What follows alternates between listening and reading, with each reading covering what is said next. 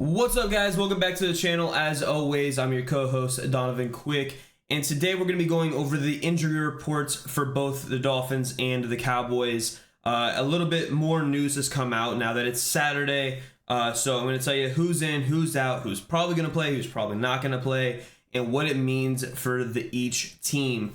And then tomorrow at 12 p.m. Eastern Standard Time, I'm going to be dropping our keys to the game for the Dolphins to be able to beat the Cowboys at home, beat an above 500 team, which we haven't done all season long. So this is going to be the best, given Cowboys only did it once. Just saying.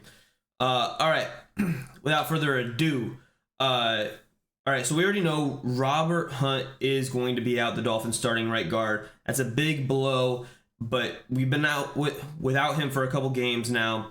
Now, we did have two practice squad elevations. Ethan Bonner, are the only white corner in the NFL. If you know, you know, Rashad Mendenhall. And also Melvin Ingram. He was with the Dolphins last year. He's with the Dolphins again this year on the practice squad. We elevated him. Now, what this means for the Dolphins, so Elijah Campbell popped up on the injury report late Friday. He ended up being a limited participant on Friday with a knee injury. So it could be that Ethan Bonner could be in for special teams for Elijah Campbell. Elijah Campbell did start at safety in place of Deshaun Elliott last week. We had Brandon Jones start in place of Javon Holland. Now, Javon Holland has been dealing with two sprained MCLs for the past few weeks. So this could very well be one of these two guys is probably out. Hopefully not both, but it looks like one of those two guys is probably going to be out.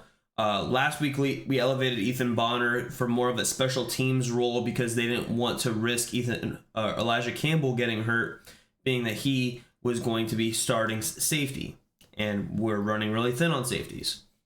So with Elijah Campbell being hurt, I hate to say it, I hope he's the one that's out because I'd rather have Holland out there. But if it is Holland, it's just it is what it is. We'll be rolling with Elijah Campbell and Brandon Jones and Deshaun Elliott as our safeties.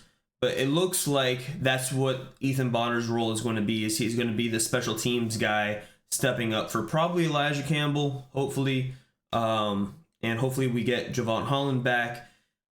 On the other side of it, Melvin Ingram elevated. What this means is that probably Emmanuel Ogbah, who had a hamstring injury late in the game last week, is probably not going to play. And this isn't a bad thing necessarily. Ogbah's been eating. The stats aren't really there, but like the film shows it. He's been on his game all season long.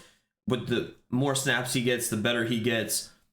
As a hamstring injury, the Dolphins have been extremely cautious with injuries this season, so it wouldn't surprise me that they, even if is able to go, Melvin Ingram, fresh legs. This guy just last year had a Defensive Player of the Month, so bring him in. Let him eat. He's going to be like our fourth pass rusher, maybe our fifth if he's behind Cameron Good. And that's just what it is. So it's probably looking like Emmanuel Ogbah is going to be out. Now we have a whole bunch of other questionables. Tyreek Hill, limited participant most of the week, so he's probably going to play. He says he's going to play. He was close to playing last week. We'll see. Xavier Howard also questionable. He says he's good to go. Also, once again, who knows? But it did come out that Jalen Ramsey, he was asked if he was going to be shadowing CeeDee Lamb, and he said, I don't think that's the plan for this week. And then Vic Fangio said it's just because Xavier Howard was out. So you put 2 + 2 = 4. Looks like Xavier Howard is going to play. Cam Smith, he's been also questionable. That also could, I just realized, that also could be in the Ethan Bonner thing where Cam Smith could be out and they need another special teams head. Cam Smith does a lot on special teams. Limited participant all week long. I don't see him being out, but that also could be one of the guys, like I said, that Ethan Bonner is being called up to replace. Going further down the list, Achan's good to go. Armstead's good to go. Eichenberg good to go. Tanner Kohu good to go. Durham Smythe, good to go. Lester Cotton, good to go. Elliott, clear concussion protocol, he's good to go. Mostert and Van Ginkel are both good to go. So it looks like our starting offensive line from left to right is going to look like at left tackle, Teron Armstead, left guard, Rob Jones, center, Liam Eichenberg, right guard is going to be Lester Cotton, and then right tackle should be Austin Jackson.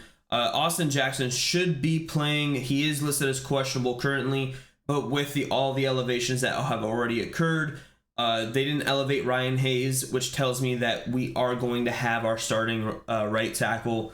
They elevated Ryan Hayes a few different times, or a couple different times when Armstead was out, so we can have some depth on our offensive line. So it looks like he's going to play. That's it for the Dolphins injuries. Now, if you go to the Cowboys injury report, they're already going to be without Jonathan Hankins. He's been ruled out with a knee and ankle injury. They're also going to be without Tyron Smith. They're starting left tackle. Instead, they're going to be starting, what is this guy's name?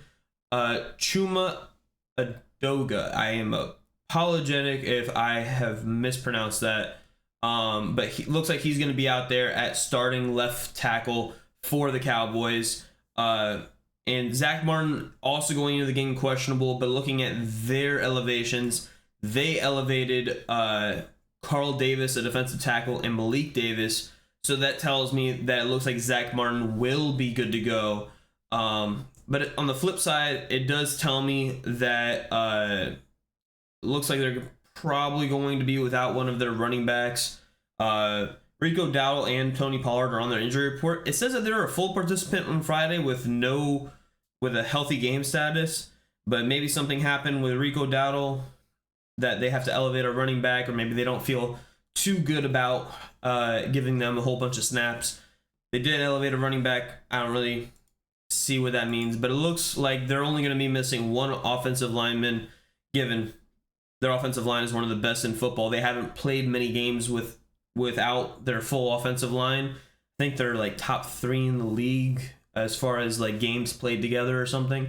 Meanwhile, this is going to be like the Dolphins' 9th offensive or 10th offensive line of the season, and we're in week 16. Yeah. So it looks like they're going to be good to go. Some of their other injuries that they have Malik Hooker is questionable, but he's been limited the past 2 days. It tells me he's going to play. They had a couple of full participants that are questionable, but once again, they've been full participants all week long. It tells me they're going to play. That is their backup tackle, Matt. I'm not even going to try to pronounce that last name. And another defensive end with a knee injury. I'm not even going to pronounce his entire name. But we're just going to call him VF, because that name is... I want to say that's Villami. Yeah, I'm not going to try to pronounce that last name, though. Anyways, that's what the injury reports are telling me. So it looks like, the Dallas Cowboys, they did have a lot of guys on their injury report. The Dolphins did have twice as many people on the injury report. But it looks like most of these teams are going to be relatively healthy. Obviously, the Dolphins are going to have only 2 offensive line starters. But getting Tyreek Hill back, and if Malik Hooker happens not to play, like I said, it looks like he's going to play. But if he happens to not be able to play, they're also without their starting defensive tackle and Jonathan Hankins.